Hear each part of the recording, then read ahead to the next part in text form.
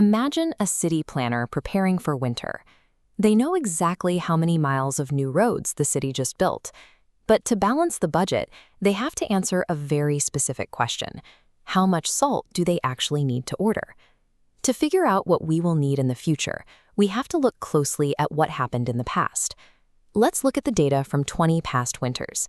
We have our two key pieces of information side by side: the area of the roads the city had to plow and the exact amount of salt that was used to keep them clear.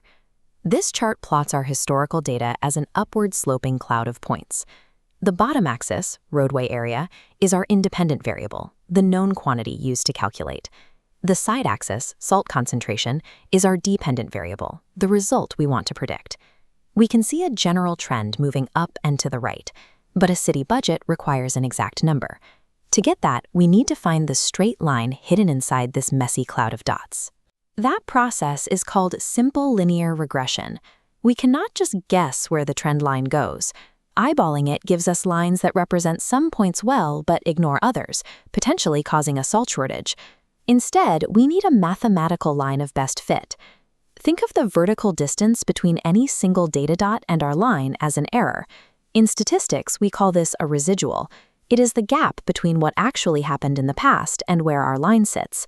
Imagine each vertical error is a rubber band attached to our line. The dots above pull the line up, and the dots below pull it down. The line shifts and tilts until the tension from every rubber band perfectly balances out. This chart shows that balancing act applied to the city planner's data.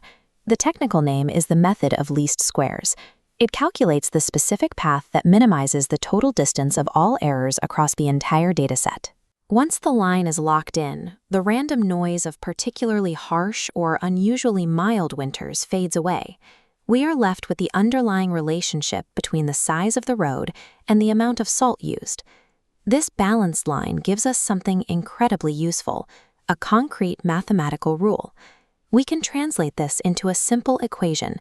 The predicted amount of salt we need equals a base amount plus the slope multiplied by the road area. The base amount is our starting point, showing where our line begins on the vertical axis. Then we have the slope. This tells us exactly how much more salt we will need for every single unit of new road area we build. With this formula, the city planner can plug in any new road size and get a specific expectation for their budget. Before committing the city budget to this model, we need to verify the results by looking at the errors we saw earlier. This tells us if the straight line is actually a good fit for the data. The regression tool calculates the exact error for every single historical observation we gave it. We can see those individual values right here in the final column. This chart maps those errors. We want a random scatter of dots around 0, confirming our line captured the trend.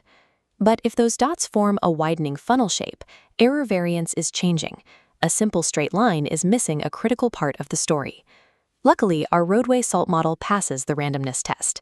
These errors are scattered without a pattern, meaning the city planner can use the equation with total confidence. Here is the payoff. We can place a new road size on the bottom axis, trace it up to our balanced line, and track it straight across to find the exact amount of salt we need to order. Simple linear regression provides a way to find the reliable pattern inside scattered historical data, turning individual observations into a tool for future planning.